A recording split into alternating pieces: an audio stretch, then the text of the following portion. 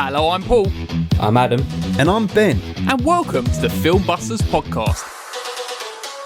The film show with no filters, no prisoners taken, loads of disagreements, but one hell of a love for cinema. If you want to hear three friends ridiculing each other for an hour or so regarding their taste in films, then you have come to the right place. In each episode, one of the team picks a film for us to discuss.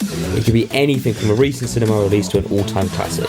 So, strap in and get ready to get mad or get vindicated as we guide you through the murky world of being a film geek. If you like what you hear, you can also find us on Twitter and Instagram using @FilmbustersPod. You can also find each of our individual accounts. I'm at Filmbusters Paul. I'm at Filmbusters Adam. And I'm at Filmbusters Ben.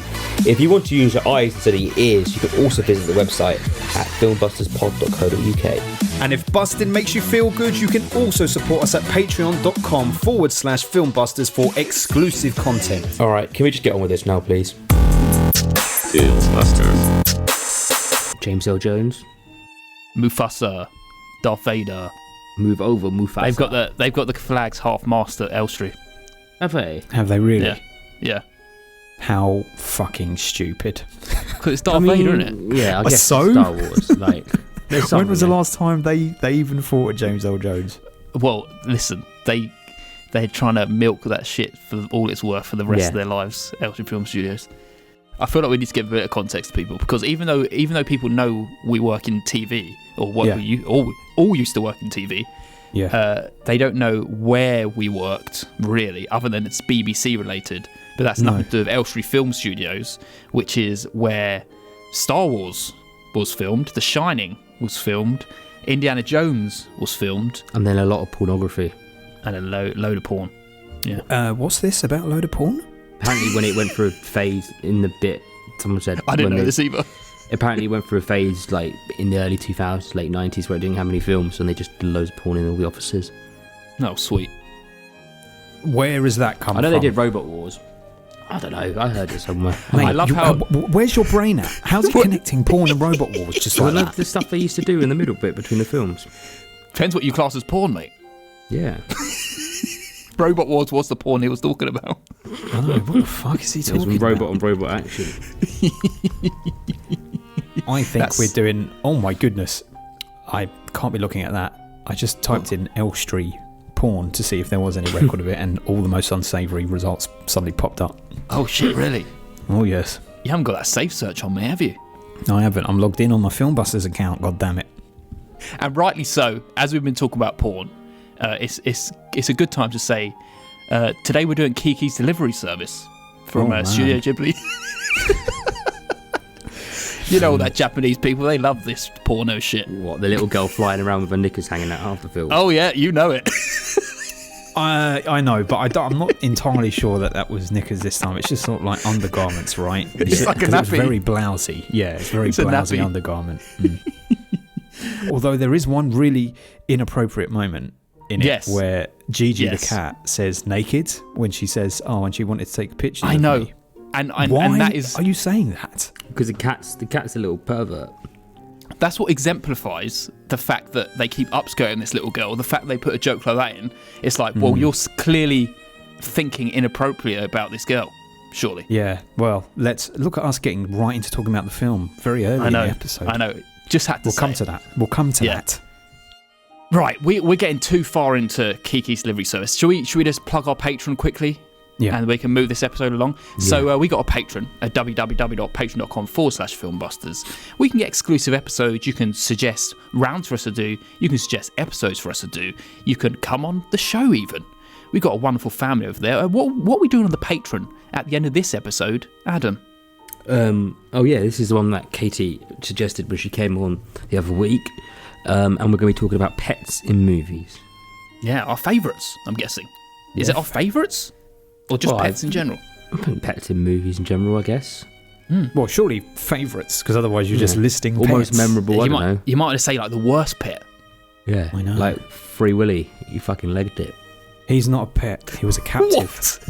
Yes, and he didn't leg it. He jumped it. Yeah, exactly. He's not a pet. No. He's a big animal in a film. He was technically a pet if he kept him captive. He was not a pet, my friend. No. You would have been a pet. That's what's wrong with the world, mate, having those as pets. Exactly. Everyone's got a bloody orca as a pet these days. It's ridiculous. I know. They're as common as ferrets. Yeah. That's why we got a cost of living price crisis.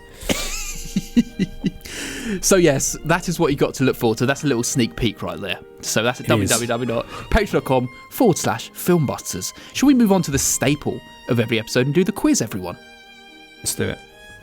So we do a quiz every episode. It is to do with the film we're doing today, which is Studio Ghibli. The film is Studio Ghibli. Which is Kiki's Delivery Service. So I ask Ben and Adam 2 questions. If they get them right, they get the points. If they get them wrong, I get the points. So far, the points are me on 11 points, Adam on 10 points, but Ben in the lead on 14 bloody points. Yeah, it's tighter than I thought it was. Exactly. That's quite close. Should make it tighter. Wow. That's what she said. A lot of people pay extra for that. Do you want your first question? This is not a child-friendly episode. Lots of families will be sitting down with their little kids going, oh, let's listen to this Kiki. Kiki. And then they hear this Kiki and they're like, no. No one does that. No one. Let's all sit around and listen to a podcast. Let's listen to these 3 random Brits who have no structure or anything to their conversation. Here's your first question. Go. You got to be fast on this one. One of you's going to get it. All right. So have your voice boxes ready. What you got, bitch? I haven't done that in years. I know. Do you remember I used to do that? I was waiting for you to do it. It's because I never cue you up with that anymore. No, you don't. God, that's a throwback, isn't it? Yeah, there you go. South Park reference, folks. It is. Here's the question. At what age does a witch leave home? 13. Oh, I think we said that at the same time. I can tell you who I heard first. It was me. It was Go Adam. on, give it to him. I heard Adam first. All right. Well, I absolutely said it. His 13 was coming out at the same time mine was. It was so close. It was so close, but Adam's voice started before It's you. just more penetrating. Give it to the boy. Give it to him. We are making this tighter. Here we go. He's on 11 points. He's matching me now. Do you want your second question? Fire it. You've really had to pay attention in this one. Right. So Kiki has a cat called Gigi. Correct? Yeah. Correct. What's Gigi's girlfriend called? Oh, fucking who knows? Sheila. Why would it be called this Western name? Okay, no, I'm not going to give you a clue because that's unfair. No, don't give me a clue. I mean, to be honest with you, I'm not going to get this because it doesn't even. It's not even like almost there. I'm going to say Snowy. No, Lily. Oh no, I was closer. Lily, Kiki, Gigi, and Lily. Yeah, exactly. You should have gone with the double entendre. Double entendre. That's J, K, and L all in a row. Gigi, Kiki, and Lily. There you go. There was going to be a Nini and a Wee. Not Lily. Nini, Pee, Kwee, Riri, CC, TT. Kwee.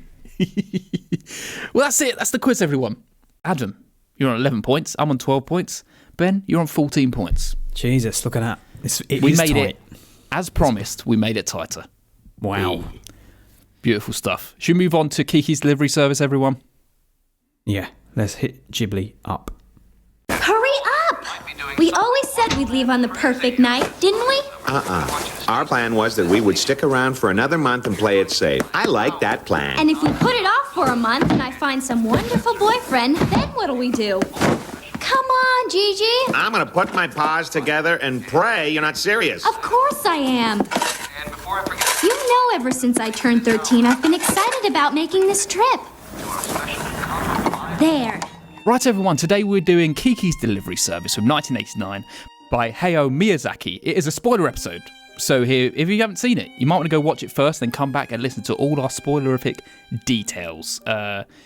As for the Japanese cast, we've had no one who's been in films before, but we've done a Ghibli film before. Oh, really? That had completely slipped my mind. It was me and Adam. Oh, I see. The turtle one. Red Turtle. Red Turtle. Oh. Is that a Ghibli, though? Yeah, it's just a French one. Yeah. It got really? Yeah, he got brought on to direct. He was very happy, this French guy.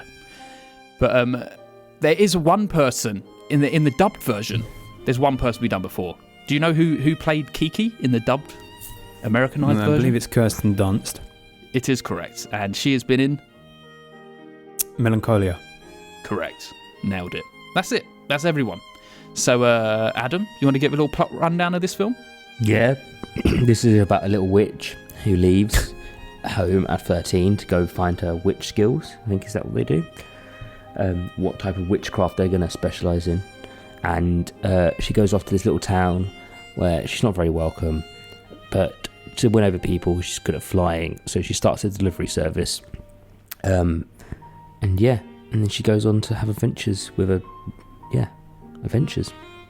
And she's better than Hermes. Adventures within adventures. Many adventures. Can I ask you boys, what you watched this in? Sub or dub? I can't remember. You said you were going to do it one way or the other. I went dubbed in the end. Of course. Yeah, I went with the dubbed as well.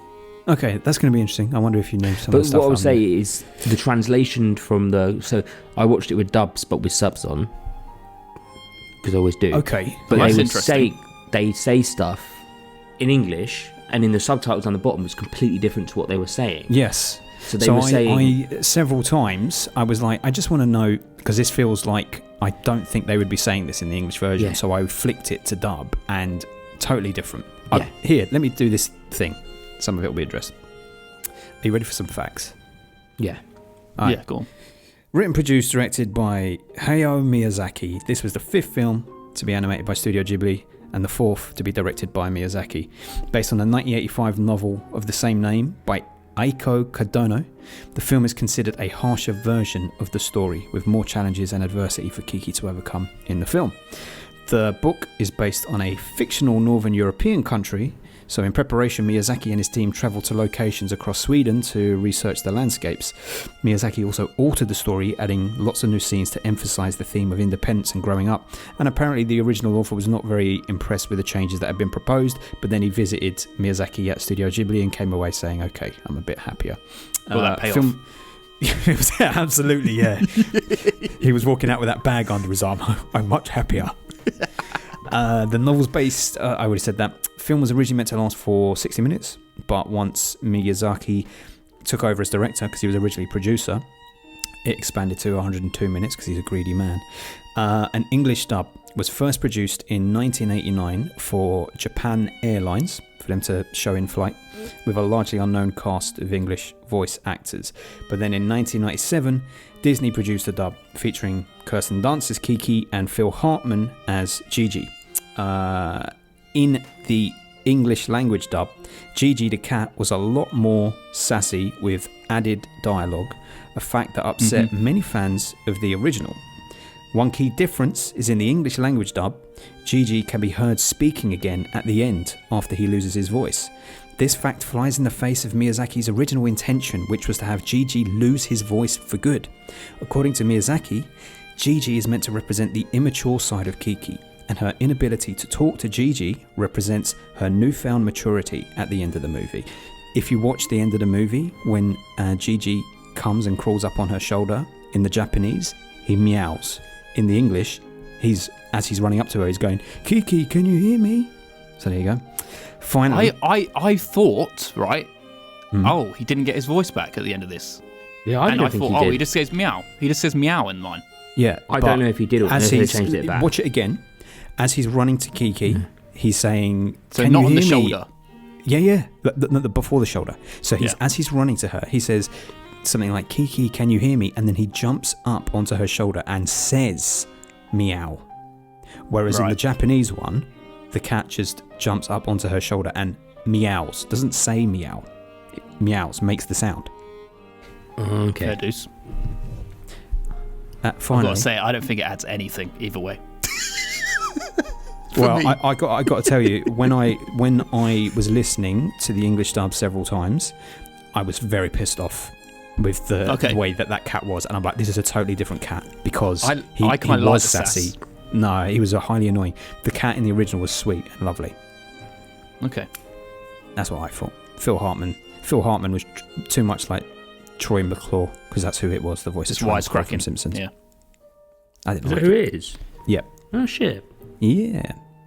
He died right after this movie was made, I believe. His wife killed him. Did she? finally, yeah, that's why he's not in The Simpsons anymore, because she stabbed him and then killed herself. No way. Is that real?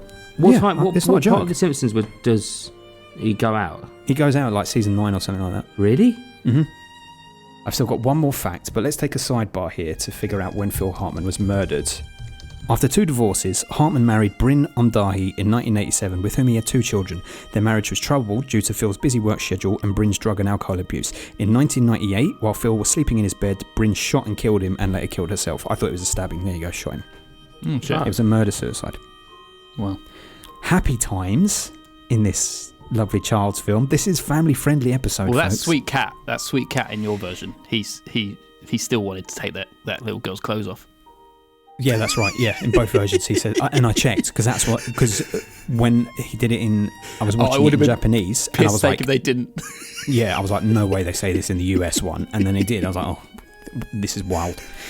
Anyway, finally, the soundtrack for the film was composed by our good friend and Japanese genius Joe Hisaishi, who was responsible for scoring one of the most memorable soundtracks of recent years, to my mind, in terms of films that I've seen. I always often think about this soundtrack having seen this film. Do you know what film it is, boys? We covered it on the podcast. It's going to be one of the Takeshi Kitano's. Yes, it is. Kids Return. That's the one. Yeah. He was back from after Kids Return. I was delighted to hear his music again. Nice. Also, when you put the dub on, the song's in English, completely different music. Yeah, I imagine that, yeah. Because it was rhyming. Yeah, about to say the songs, yeah. Ridiculous. And that's me. Lovely stuff. Well, Ben, back to you, because this is your pick, so you get to decide the order of the first impressions. I'll go with Paul, and then me, and then Adam. Okay. It's me. It's just also inoffensive and child-facing, aside from that one comment, which kind of exemplifies all the upskirting. But I think it's more child-facing than most of the other Ghibli films. There aren't really any stakes, and it all just kind of moves along at a dum-de-dum-de-dum-de-dum kind of pace. And then, but the biggest thing I could take from it, really, is my inefficiency of understanding what the hell really is going through Kiki's head from one minute to the next. She's like, she feels just so unnecessarily mean and dismissive to Tombo, and for reasons I can't really comprehend, whether it's like part jealousy with the friends or just she fancies him and doesn't know how to deal with it. But I'm not a 13-year-old girl, so I haven't been through those emotions. But they just come across as a little bit bizarre to me. But anyway, it does try to tackle a little bit of depression, but it doesn't really deliver anything profound for kids to absorb. But it just doesn't really have anything really exciting going for it in a metaphorical way or story-wise in general for me. I was tempted to watch it with Woody, actually, until I kind of came to my senses and realised that he would absolutely be bored off his head if he watched it. And I feel like it's almost aimed at like exactly the age of Kiki, like around the age like 10, 11, 12, 13. Like it's not too kiddie, and it's starting to broach into something serious, but not adult enough to be adult kind of thing. But all in all, it's just a fine old time. It's not bad. It's not good. It's just there in the ether. And that's it. That's my first impressions. Okay. Well, I don't disagree with what you're saying, and I think you answered. You nailed it yourself. You said you weren't really sure why she was acting that way, but then you said was she have a little crush on him, a bit of depression. I think all of these things were the reasons for why Kiki is acting the way she does in the film. And I'll tell you this much: when I was watching it, I wasn't as fully aware of it as I was afterwards when I looked back on it, and I was like, so. As I watched the film, as you say, I'm like, okay, we are just trotting it along quite nicely from thing to thing. Nothing major is happening. No big, exciting, bombastic event. So probably quite pleasant for a child to watch, maybe. And then it gets to the end and you're like, okay, well, she stopped for some reason this huge fucking blimp from flying off and she can fly, and now the film's ending. And it's like, oh, okay then. Now, only when looking back on it did I appreciate it more, because I was like, okay, well, obviously it's about puberty, coming of age, but it's dealt with quite in a quite unique way for 1989 for a kids film, I would say, which is that it does show the complexity of feeling. One of the best moments in the film is when, after she runs away from Tombo, when he's with the girls in the car, and she runs away and goes back to her room, and she says, says something like, why do I run away from my friends? Why do I make friends and then run away from them? Why am I being alone? It's something, I can't even remember what the line is now. It's very frustrating that I can't remember it. And I was like, that's the key to the film, because it's that feeling that you have, not just when you're growing up and you're discovering yourself and what you want and whatnot, but it's what we as humans have when we have our low moments, and when we have our lack of confidence and lack of belief in ourselves and imposter syndrome and all that sort of stuff. And I think the film showed it quite well, which is why it didn't need to have any of these big bombastic moments throughout it, because it's like, well, life isn't necessarily like that. There aren't this huge thing that it builds up to. In our minds, we think the small things are huge things, but actually it's all small. Like they say, don't sweat the small stuff. It's all small stuff. And that's what I liked about it in retrospect. I can't say I was enjoying it when I was watching it, but when I look back on it, I appreciated its view of, in this case, a young girl having to come to terms with certain hurdles that were very problematic and hard for her because her life was small town. Now she's out in the world, in the big city, and she's got to figure out who she is, what she wants.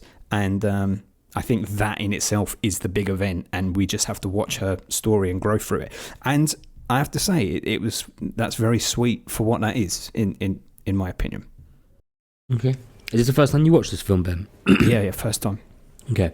I kind of agree with both of you as well. It's sweet, it has its moments, but overall it's just, I don't know, it's a little bit of nothing, because I think it really does lack a heart. And I don't know if that's because, I watched this film for the first time about 2-3 years ago. I don't know if it's because you're watching it at a certain age, being a guy like nearly 30 watching it, and it is designed for probably girls of about 12 or 13, whether they can connect with it in a different way. But I don't know. I just feel like sometimes now we're maybe used to kids' films where you can relate to them as an adult, and I don't think this does as such. I'm not saying if you loved it when you were younger, you can probably still continue to watch it and love it. It doesn't lose its edge that way. But yeah, I just think it's just fine. And I think it's kind of what I think about most Ghibli films. I think they're nice, they're very well done, there's a nice message in most of them, but to get the message out of them is quite a chore. And then by the time the message happens, you're like, okay, all right. Well, this is why I wanted to bring it to the podcast, because I don't really like Ghibli films. I don't dislike them. I think they're all kind of normally just fine. Yeah, they're like 7. I think 8 is the highest I've gone. Like I've never gone 8, but it's always been like steady 7s for the most part. I think I've seen like 7 of them, but like I said at the end of last week's episode, that Ocean Waves one that I saw recently, because of the time period, I think it was 93, and because it was so normal, I really dug it. And that's kind of what I was hoping Kiki would be.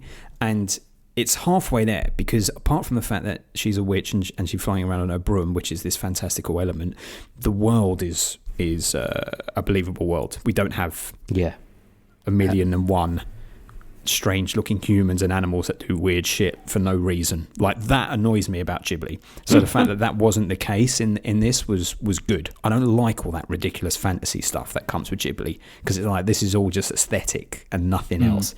I prefer this because it was, well, here is this quite simple story, and the stakes were missing along the way at first glance, but I do think, like I say, in retrospect, when you look back at it, it was a case of, from her perspective, the stuff was huge. From our perspective, it isn't. Like, do you think, like you say there, Adam, if you were 11 or 12, and I don't think it matters whether you're a girl or not, by the way, but let's say you were, do you think you would have any different experience by watching it and thinking and relating to where you are at that time of your life? I don't know, actually, to be honest. But I just know people love these films, and I think people hold them so dearly and so high. And I can completely get it why people do. I'm just saying, for me, they just don't do those elements that take it into that stratosphere of where people, they live and die by these films. Their whole world, they are. And it's, again, I think it's like probably with Disney as well. Again, people love those things so much. I'm like, okay, they're all fine. Like, if there was no Disney films tomorrow, I wouldn't fucking complain. But yeah, I don't know. I think that the thing about this film though is that it's so subtle with its like teachings or whatever, whereas other films, yes, they go a bit bombastic, but they're big like metaphors mostly for like struggles in people's lives, where this is so low key and it's so like pinpoints a certain part of like someone's life, and it's that part of someone's life that you're watching this film that it's like aimed at. And it's like, I think either side of that age, like younger, Woody would get so bored of this film because there's not anything exciting for him to see in it. And older, the message it's trying to say is like, we've gone through that already and we've made our own kind of sense of that in our own lives, that it doesn't really, there's no message in this. I'm like, oh, I took away what Kiki learned in this film.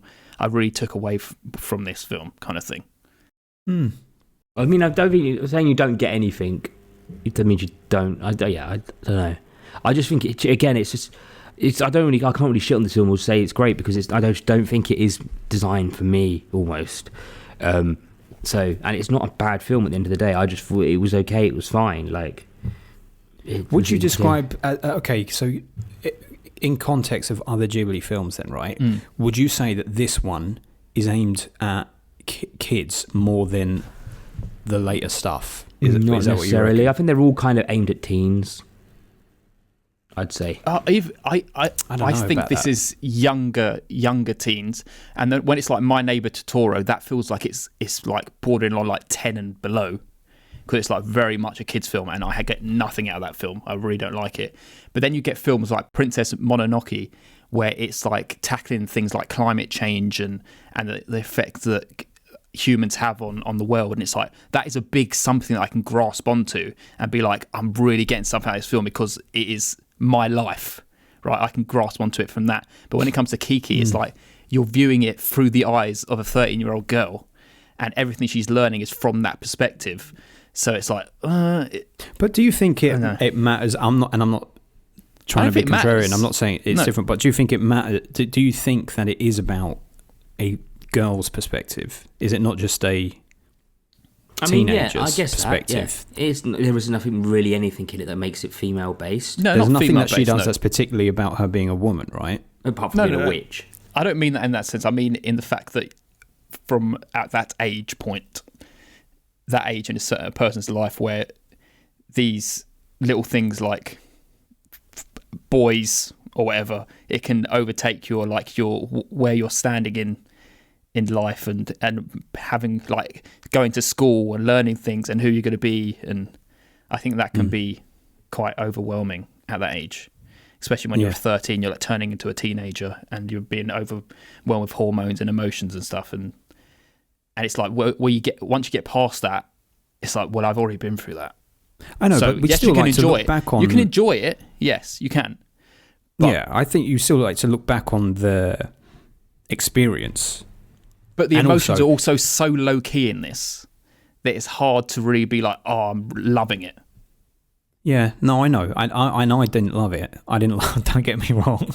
I did not love this film. I'm not sure I even liked it.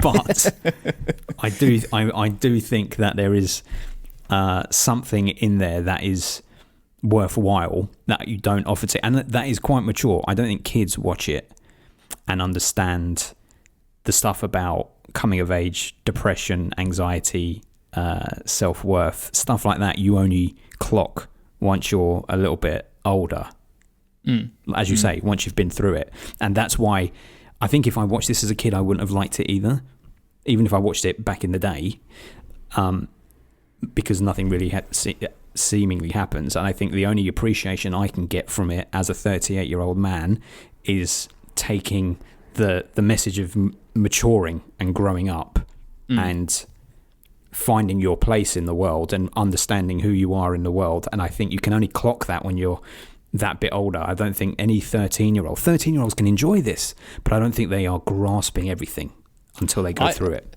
See, I'd say hitting you at the age of 13 might be the perfect time to watch this film, because it's at that time when you don't realise that it's teaching you how to live a life as a 13-year-old boy or girl. And yes, it's okay to go through whatever Kiki's going through at that time, like a existential crisis or depression, and she's going through it, and it might be helping you get through that, and you're not even realising it. Well, yeah, because you're taking little lessons from it. Yeah, very true. I hope that is the case for some people who used to be able to do it. Yeah, I hope that is the case. There is complexity to Kiki's character, because in the other Ghibli films that I've seen with young girl protagonists, which it always fucking is, I don't know. I honestly don't know what Miyazaki's all about. There is something a little bit disconcerting about the way he frames these little girls in all his films, but that's just my point of view. But I do think that this Kiki, that's what makes her interesting, is that she seems at times to be of two minds about everything. That's what makes her interesting. Yeah. She's not just, I will do this delivery service and everything will go great. It's like she's leaving her small town to discover her skill, and she's going to the city, and she's like, well, I'm going to join the workforce, for fuck's sake. But then when she starts doing the thing that she loves for a job, she suddenly doesn't like it. That's a very mature concept. Like they say, did you say she doesn't like it? Yeah, it starts becoming a burden for her. Yeah, and like she can't really fly her stick. It becomes a chore rather than a joyful experience. I guess so. Yeah. And man, that is some real life shit. They say find a job you love and you'll never work a day in your life. That is not true, because if you start working the stuff you love, you'll hate it. There's a difference. Yeah, you have to love the job you do. Yeah, you might never think you did at the time, but if you do it, then you love it. If not, you might do something you love, and yeah. I guess that is a kind of thing that's happening, because she lives in this small town and thinks everyone's going to love that I'm a witch. Goes to this big city where everyone's up their own arse and doesn't really care about the fact that you can have these powers and fly broom. And when she does start doing this job, everyone's put so much expectation on her that it kind of, she expects to be like really thanked, and she doesn't people to say, oh, you were supposed to be here, you weren't here. Or she goes and delivers to the granddaughter, and she's like, oh god, it's another one of these pies. And it's, horrible little girl. Horrible little girl. And I think when she finally gets that kind of gratification from that elder woman who's the grandmother of that girl, that's kind of when the tide turns a little bit. And also meeting this woman, the artist in the forest, where she almost has a bit more freedom and like doesn't put the pressure on herself. She kind of just lives in the woods, paints, enjoys her life. It kind of takes that pressure off her a little bit to kind of just be yourself. And I think that woman in the woods was crucial, right? Because she was like, well, here is where you could be in, I don't know how much older she was meant to be, 5 to 10 years from now. Like, she was like someone who'd found her place, found her niche, and she was like halfway between cottagecore, the opening, and the big city. It was like, well, I'm near the city but on the outskirts because this is my place. You don't have to be one or the other. And she's almost living like a witch, like living in the forest in a little cottage, like you would expect a witch to be. I also really appreciate that the witches are just, it's not about, there's nothing evil. It's just what witches actually are, real witches. That's what witches are, but not with the fantasy stuff. But they're good. They're not all evil. That was just corroborated for horror stuff. This is the quote, by the way. I had to find it so I could quote it accurately because it was very good. I make friends, then suddenly I can't bear to be with any of them. Seems like that other me, the cheerful and honest one, went away somewhere. That's a very, very good description of several things, from introversion to depression to lack of self-confidence, all of that stuff. And becoming a teenager, man, that's just like the rejection of everything. When you're getting all those hormones in you and you're pushing away from friends, family, you're kind of not understanding the changes that are being put upon you and where your life's going, and it's a massive thing. So makes sense. She's going through these existential kind of thoughts in her head. It's profound thoughts, questions. Here's something I was thinking beforehand. I was like, I wonder if I asked the boys here, when was the last time that they felt lack of self-belief, self-confidence? Paul, you might have an answer. Adam, you wouldn't answer. I feel it. I bet you'd be like, I haven't got anything. Yeah, so do I. So do I. And that's like why I think, yes, it's about a child, but I think it is kind of still relevant, because it's not like you suddenly grow out of worrying about things and how you fit into shit. Adam does a great job of covering up if he does feel that way. I'm sure you do feel that way, mate, and you don't have to say anything, but you cover it up very well if you do feel that way. I mean, everyone does. It's just about how you let it affect you, I think. You bloody life coach. But not, got that leathery skin on him. I know. Probably not even... The emotions don't get through. When was the last time you both felt like Kiki? Like you had lost your place in the world? Not that long ago, when redundancies were happening in my job. And it kind of has pursued me ever since, and I still feel it because I've been displaced in where I am, and it still kind of haunts me that why am I not appreciated? Even though it's nothing to do with me, it's still something that kind of latches onto you, and you can't really shake it. It leaves a shadow.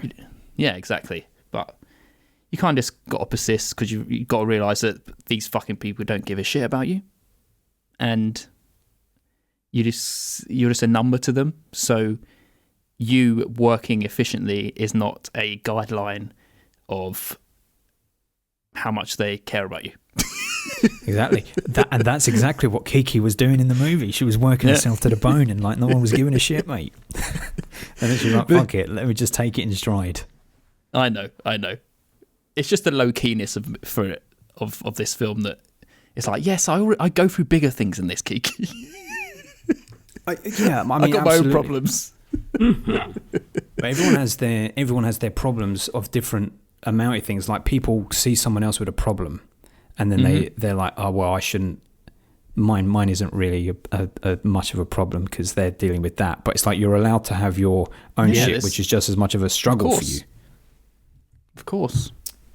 And that I think in hindsight, what I take from the film is that the gentleness of it and the almost low keyness of everything that happens in it is simply because her hurdles are proportionate to where she is in life and what she has to overcome. And for her, they're just as much of a struggle as some of the bigger problems that we have as we move on in life with other things, I think.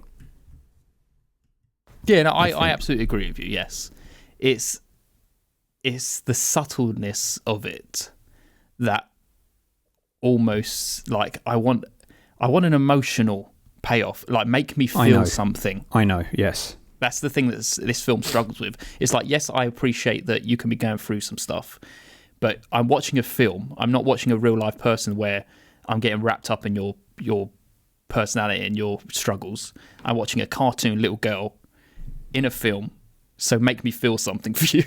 Yeah, you know, I get this it. is why I don't know. We don't always get along with something like a Wes Anderson film, where it's like, and again, it's probably like Mystery Train.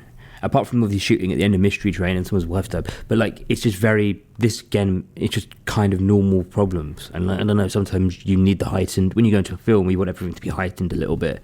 You want the escape from the real world. You don't want it to be necessarily the real world around you. Yeah, elements of that. Yeah. Yeah, and also definitely. We are men from England in the 21st century.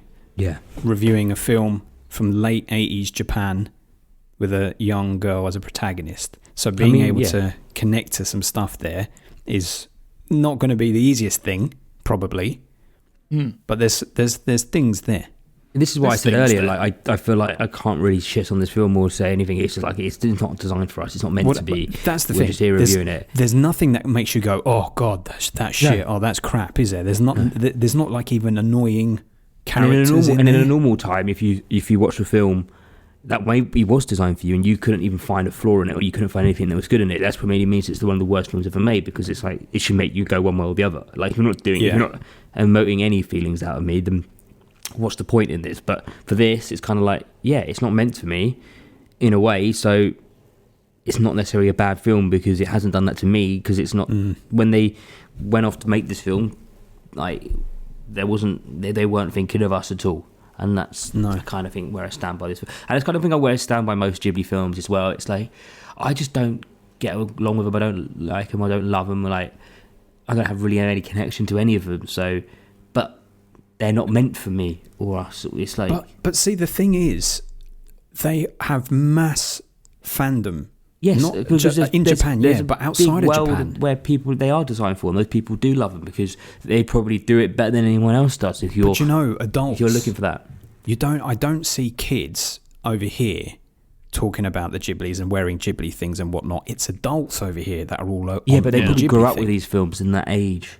If you look at them, they probably are from like these kids from the 90s, maybe early 2000s, when Ghibli was probably massive. And my parents were terrible. They never showed me no Ghibli when I was young. But also, you could probably argue in that time it was probably just as big as Disney in this way. They were churning out probably a lot more films when Disney was doing stuff in a different way. Bigger in Japan than Disney is in terms of financial take home. You know what I was just saying the other day, and I found it really interesting, is apparently now China is one of the biggest markets in the world for Hollywood films. Like, so many Hollywood films kind of flop here, but they'll do really well in China. And I think Hollywood know this now, and that's now why apparently from like the early 2000s, you will very rarely find a bad person in a film who's Chinese, because then it won't sell in that market if they need it to. Really, it's a big financial. It's like you've got, isn't it? You've got a billion people there who will watch films, and apparently cinema in China is enormous. New Patreon topic. Top 3 Chinese villains in American films. Yeah, apparently it's enormous. Like, they're building more cinemas than like shutting down wherever else in the world is going the other way. And they'll easily just ban a film if there's something in it. Yeah, so, and that's why like they will like there's so much happens now in films that are like, do you know when you say, oh, this film's kicked off because of this map drawing of something like that, where China they claim they own all that kind of stuff. That's why people just stay away from that all now, because they know that they'll get loads of money out of it. Interesting. How did we get onto that topic? We were talking about films being bigger in Asia than in here. Oh, right, I see, yeah. It's like we do, I think sometimes we are very westernized and do forget about that market exists for like so many people. And I guess you're probably finding it now when you're going through all of your foreign cinema films of like, when we watched, what was the one we watched? The Crippled Avengers and stuff like that. It's like, that's probably could be one of the biggest films of the world over there. I don't know. Yeah, huge markets for these films that just don't cross. Yeah, I mean, they don't always translate. No. Here's one thing that can't be denied: the Ghibli animation is just always stunning. Very good. Yeah, always. Yeah, very good. But better than Disney's animations? Yes, I would say so. More talent, I think. Richer in detail. Yeah. I guess so. Yeah, it has a very solid animation style. That hasn't really. As soon as you see a frame from a Ghibli, you know it's a Ghibli, right? Yeah, for sure. They have changed it up a little bit for some films, but well, that Red Turtle one that you were talking about, that didn't feel like a Ghibli aesthetically. Yeah, but that was because it was done by a different director, wasn't it? It was just a different director under a Ghibli title. Yeah, I think that's what it was, yeah. I still don't really understand how you direct an animation. I know, obviously, you oversee it, but you don't really direct it, do you? You're not a director, still got to be like really. Camera angles and stuff that you do it from, shoot it from this angle because we want this. That's just an animator then, isn't it? Yeah. You direct the animators. I guess You're an animator. Yeah. You're a chief animator. You're a reanimator. What's his name? Forgotten his name. Herbert West. Herbert West, yeah. Good times. I very much like the Black Cat because he was a cutie in the Japanese one. Very sweet. Spoke in a higher pitch register than the sassy one. The sassy one was like, ugh. Yeah, sorry, this is what I was saying at the beginning of the film. Like, when the subtitles on my English film were completely different. They would say something, oh, this is perfect, and then the subtitles would be like, this is immaculate, or something like that. The phrasing of, I don't know if it's just like they are directly translated from whatever the Japanese version was, whereas the dub is obviously, okay, that doesn't make sense in English, let's redo it and rewrite the dialogue. Strange. It was constantly throughout the film. But there were other things that were weird, like, I can't remember which version was which, but in one of them, Kiki says to Gigi, "Are you hungry?" And Gigi says, "No, not really." And in the other one, he says, "Famished." It's like, that's the opposite. Like, there was stuff like, "Oh yeah, no, are you hungry?" And it was like, "Oh, could you eat?" or something like that. That's like, they were phrasing stuff. It's like, yeah, and I get it. I get phrasing's different, obviously, which is why subtitles can make or break a film. Because when I went to see Lane, one of my favourite films of all time, at the recent restoration, I hated the translation because the subtitles were completely for an American audience. Do you remember I was telling you about that, Adam? The film that I grew up with, the subtitles was all git, bastards, all of that sort of stuff. Yeah. And in the new one, it was all homies, motherfuckers, this hoe. It's like, man, what? That is not what they're saying. That is not what they're saying. Horrid. In general, though, when it comes to dubs in animated form, because I watch a lot of DC animated stuff, and obviously that normally comes from a lot of Japanese animators and stuff from their origin. Yeah, I tend to enjoy, because you're watching an animation, right? You're getting the emotion from whatever the character's doing, I guess.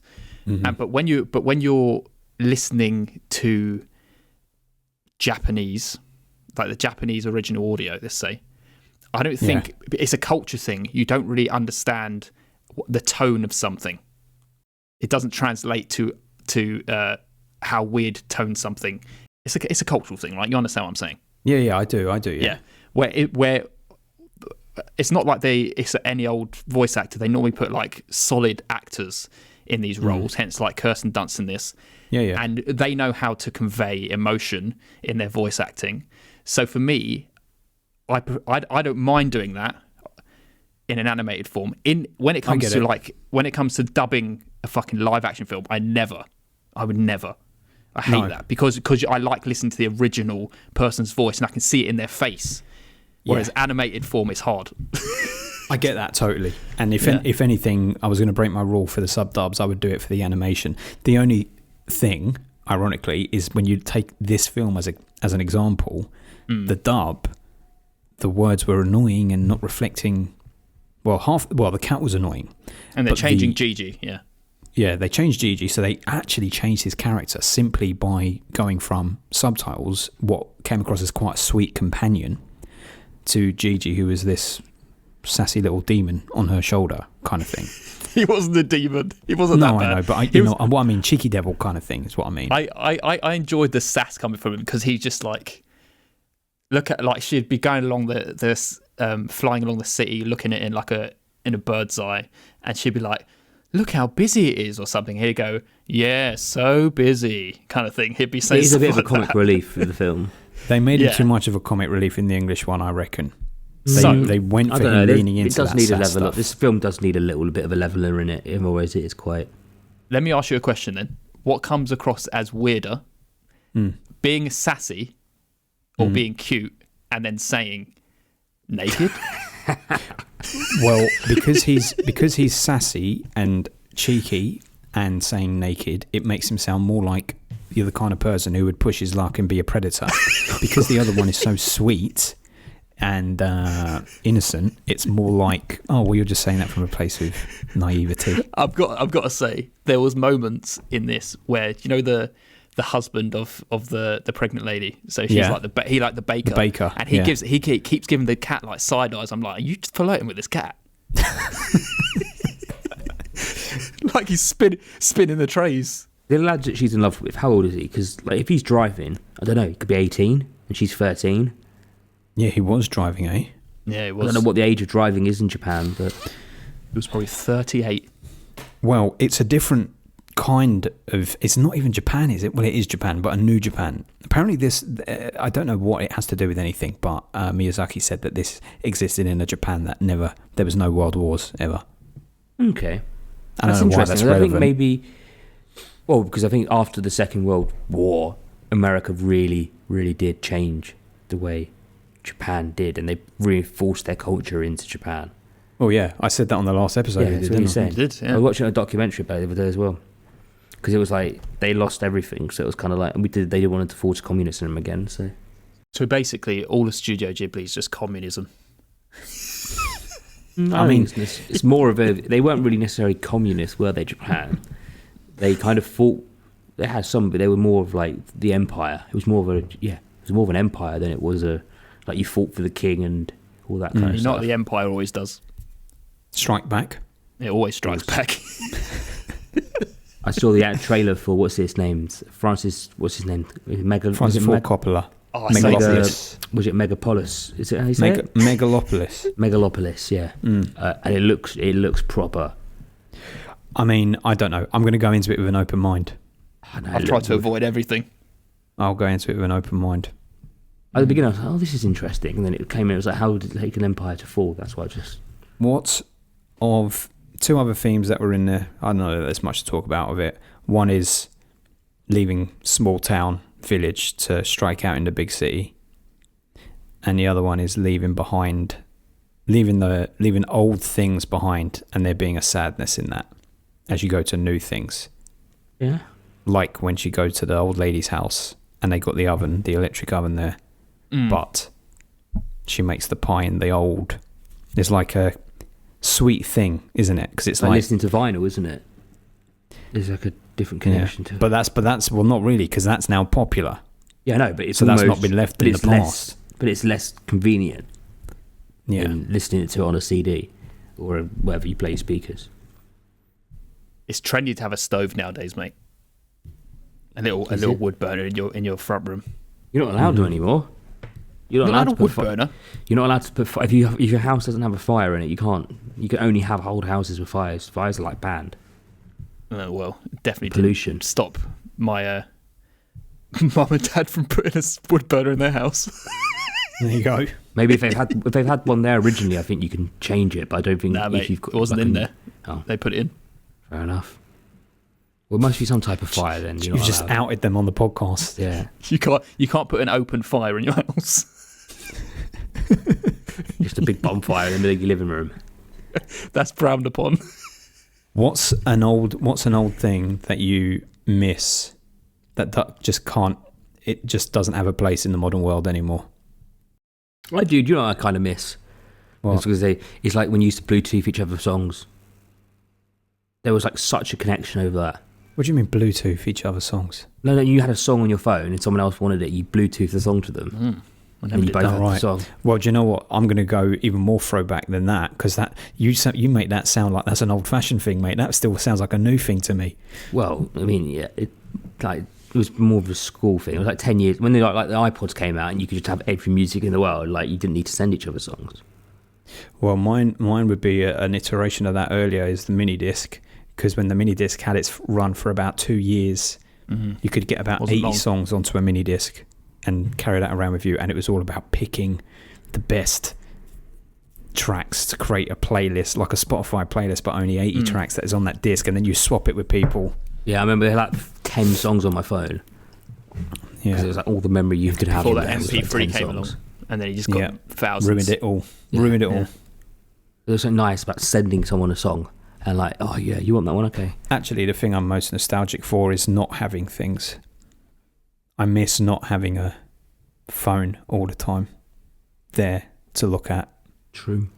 And do things on.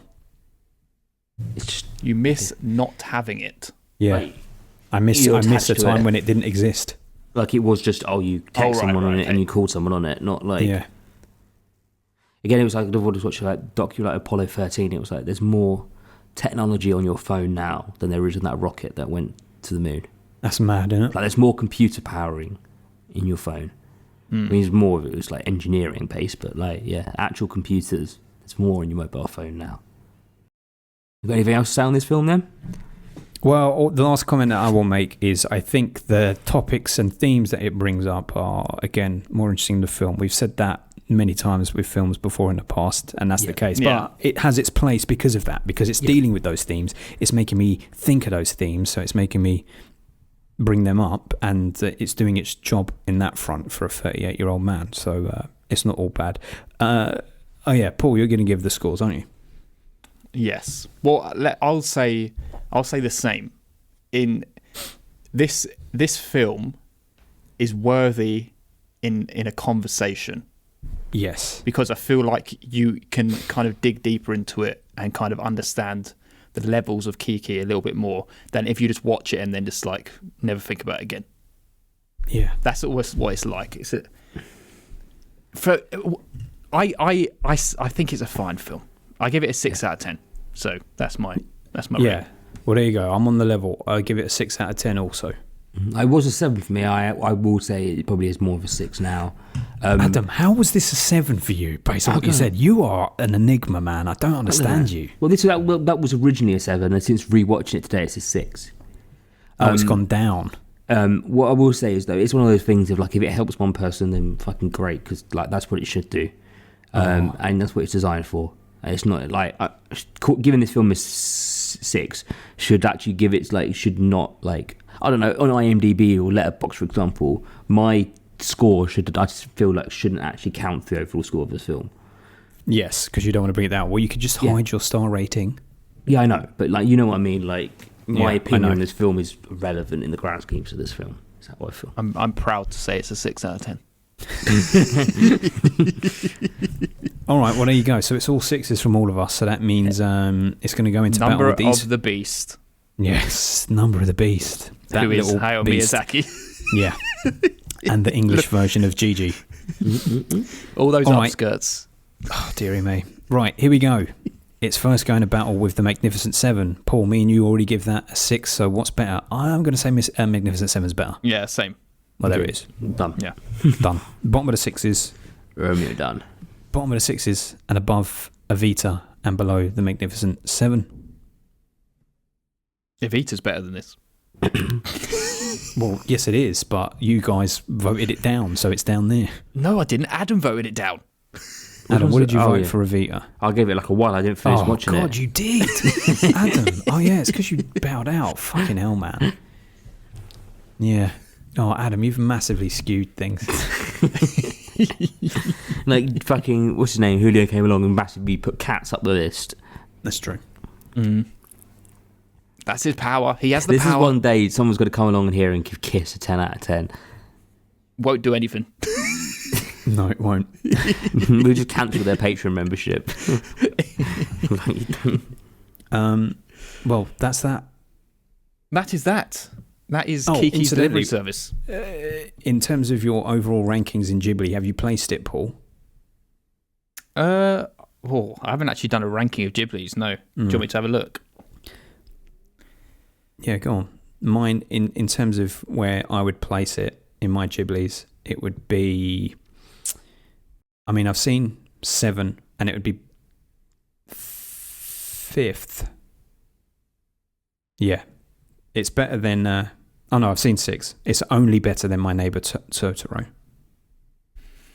That was my most disliked one. There are... Well, I've watched 11. And there are 5 better than it. Oh, there you go. But I've got like quite a few 6s, so I wouldn't be able to tell you off the top. But it's Are you done? At least Are you done? 6.